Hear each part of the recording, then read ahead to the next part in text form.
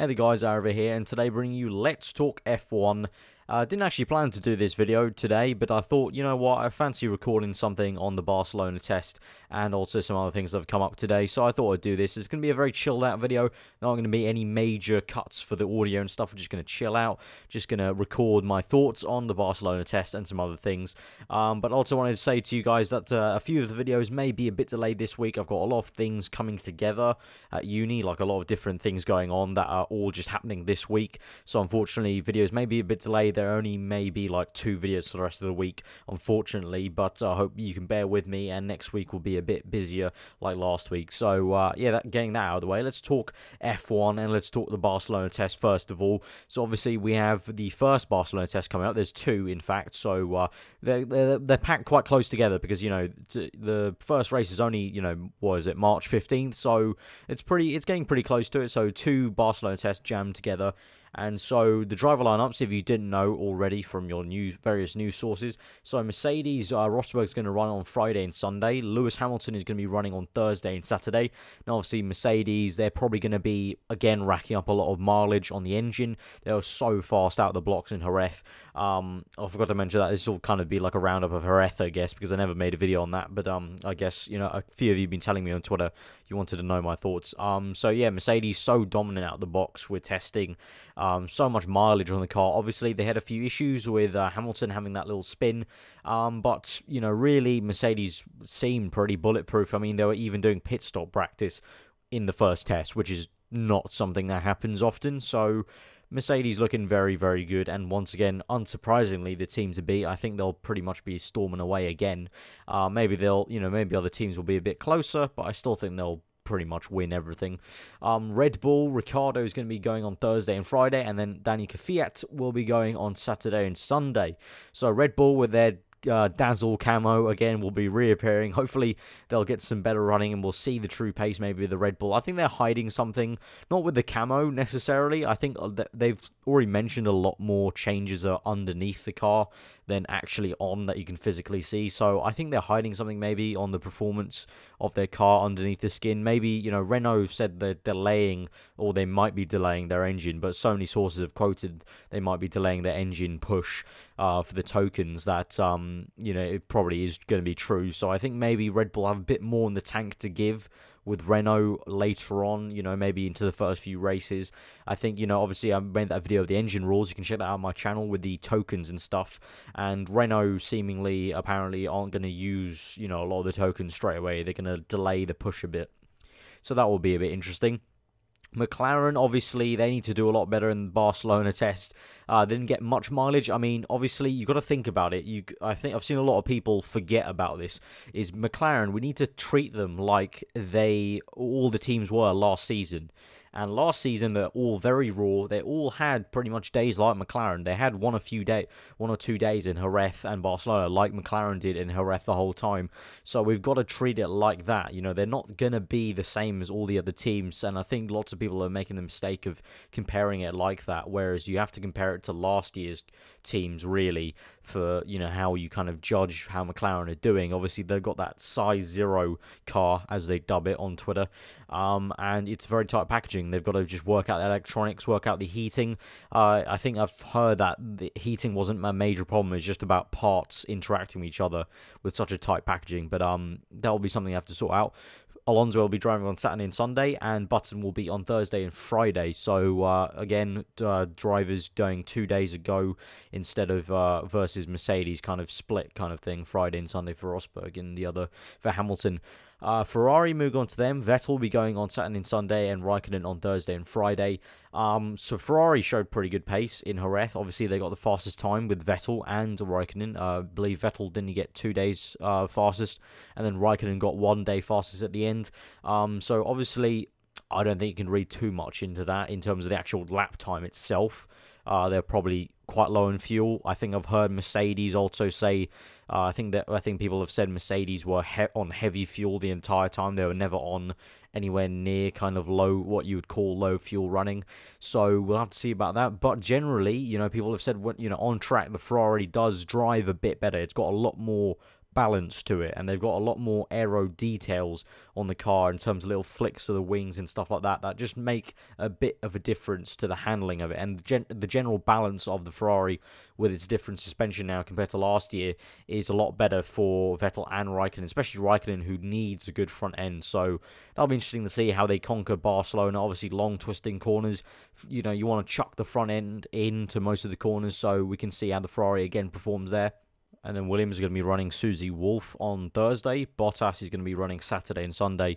And Felipe Massa on Friday and Sunday. So Bottas and Massa kind of sharing Sunday there, with Wolff taking Thursday. So Williams, they had a very quiet Jerez test, I must say. I didn't read too much about them. I wasn't even that interested about Williams, to be honest, that much. I think because I just feel they'll have a solid car, but they won't have improved that much or decreased in any way. I think they'll be in pretty much the same position they were last season, where they could have, you know, maybe won a race if they pushed on the strategy and actually did the race like they were going to try and win it. They always made it like they were trying to get second place or third. So yeah, really, I didn't touch upon Williams too much in terms of when I watched testing, or well, not watched, kind of read about testing. Obviously, no place is broadcasting testing, and you know, to be honest, it's going to be quite boring if they put it on TV. So yeah, I meant the actual feed on like Autosport and stuff like that. I didn't really pay attention that much to Williams, just because I think they're going to be pretty much the same. Force India, they're going to be bringing their 2014 car. Obviously, they launched their 2015 livery, but I've seen too many people think that the car they showed with the livery was the 2015 car. It's not. Even the nose won't be the same. They made like a mock-up 2015 nose. It really will be very different to what they actually run with the nose and the rest of the car. It's just the 2014 car with a livery. I've seen far too many people say it's the 2015 car or mix it up like that. But yeah, we don't know who they're going to be running for the test, because Hülkenberg and Perez were sort of unknown. Apparently, they weren't going to do the Jerez test, and they were going to try and sell the seat in Jerez, but no one wanted to buy it, so they just thought, okay, we'll just not run then with the 2014 car. So those are undecided. Toro Rosso is going to be going on, Sainz is going to be going on Friday and Sunday. Verstappen in Thursday and Saturday. Toro Rosso, although their car looked very nice, I was going to do a Let's Talk on it, but I just never got around to it. But their car looks really nice, got some really nice curves on it, looked very aggressive on the setup. You know, they had a Red Bull style front wing, they had a very, very tight side pod packaging, they had a larger air intake. But apparently, lots of reports saying the Toro Rosso is very squeamish in the braking zones, in going into the corners.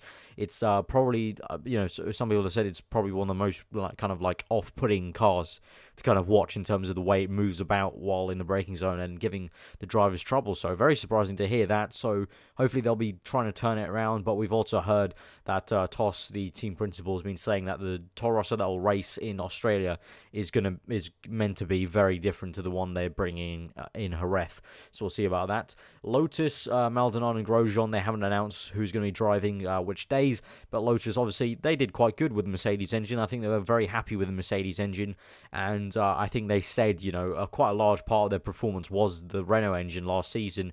Obviously, they have to do work on aero and stuff like that, but I think they're going to find every test, every race pretty much this year a lot more enjoyable, to be honest. So I think Lotus, I don't think they personally wouldn't care too much where they're coming. This season is going to be, inevitably much better than last season with the Mercedes engine.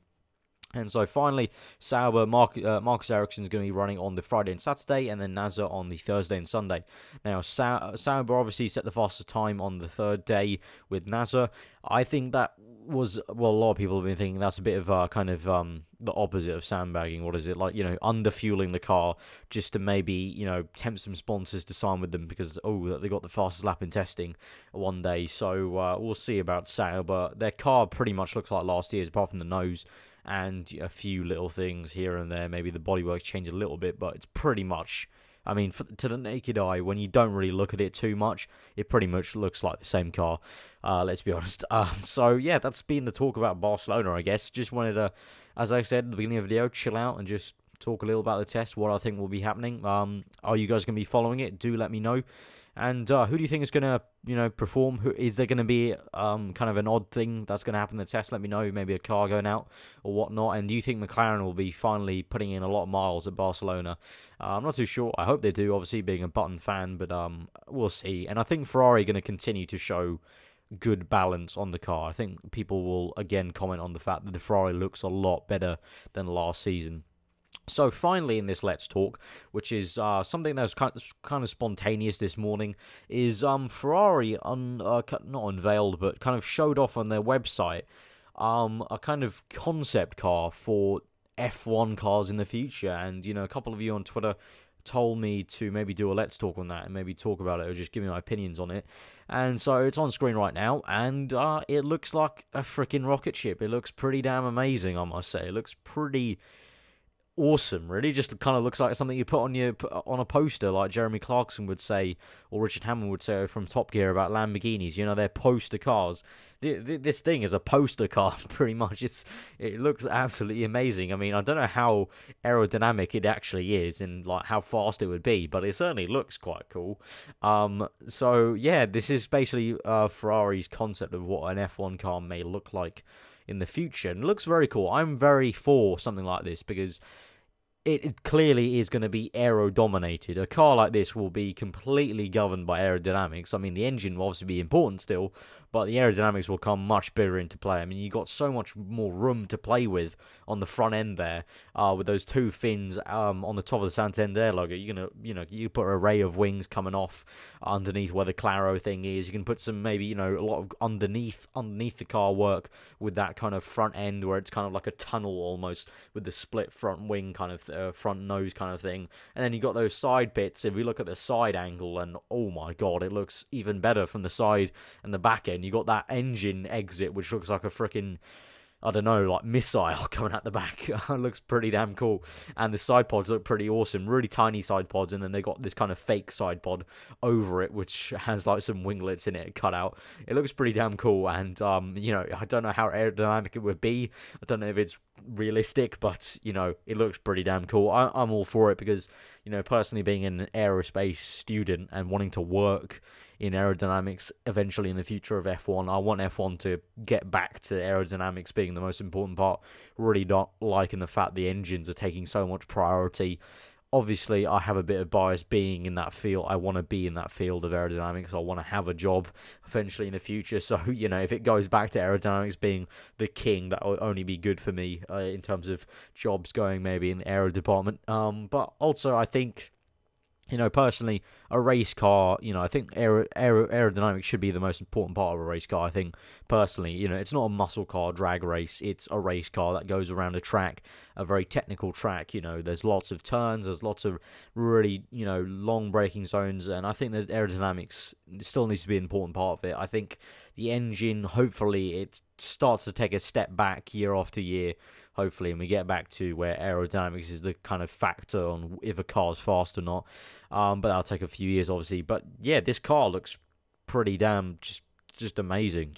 I want it on a poster, really, to be honest. So let me know what you think. Would you like an F1 car to look like this? I think Ferrari, I think they're going for like maybe this might be an F1 car in like, I don't know, 5 years maybe. I'm not too sure. Obviously, they're having a meeting right now in the next few days, or I think it's happening today maybe, about F1 in 2016 and 17, bringing the engines up to 1000 bhp, talking about getting wider front rear wings, wider cars in general, even wider than we used to in like the 70s and 80s, having like long kind of shallow rear wings like we used to in 2005 and stuff like that, or 2008 rather. So a lot of different things happening in this meeting with the FIA, and I guess Ferrari just want to build up some hype about the meeting maybe and where F1 could go in the future with this sort of thing. I think they're, also talking about the meeting, the fact, fans are leaving this sport, and I think a big factor is although F1 may be more appealing now to the industry and, manufacturers like Mercedes obviously essentially blackmailed the whole of F1 into going with this engine thing because, they were like, we'll leave the sport. Renault sort of agreed, and now they're kind of maybe backpedaling a bit on their own decision because Renault even agreed with Mercedes going, yeah, let's use these V6 engines. So, you know, obviously F1's become a lot more marketable to industry now because, you know, now we're back to the cutting edge of technology with engines. But at the same time, fans are still leaving because, you know, the cars are getting simpler and simpler. The amount of boxing in of regulations is ridiculous. I think I'm completely agreed with Newey. I mean, the front wing parameters is just so boxed in for what you can do. You can't put winglets here and there. Like, you know, obviously you can be a bit more creative, but really the box where you can fit stuff in is just very limited. So I think they're trying to debate right now in this meeting with the FIA and, you know, team bosses how we can bring the wow factor back to F1. And I think a car like this might just do it. I mean, bloody awesome. So yeah, that's been Let's Talk F1. I know, quite a different episode, quite a long one, but you know, I thought I'd just chill out. I wanted to make a video today, but I didn't really have too much time to do too much research and kind of like editing and such, because as I said, I've got quite a lot of stuff going on at uni, so I thought I'd make this quick video just talking out and chilling out with you guys and, you know, letting you know my thoughts on the Barcelona test and this thing that came up today. So if you guys did enjoy that video, then do give it a like. Let me know if you enjoy more of these chilled out videos where I'm just, you know, I'm not editing the audio, I'm just kind of letting all the gaps come through. I'm just kind of talking quite naturally. So let me know if you want to see more of these videos, and I will happily do them because I actually quite enjoy this talk with you guys. So yeah, subscribe if you're new around here for more real life F1 kind of talk like this, and analysis obviously when the season starts. I'm hoping to do analysis of the Barcelona test. Maybe two, maybe not the first one, maybe the second test, and then obviously we'll start with the Australian Grand Prix March 15th with analysis of that on the weekend. So yeah, hope you guys enjoy the rest of your day. I've been aarava, and I will see you guys next time.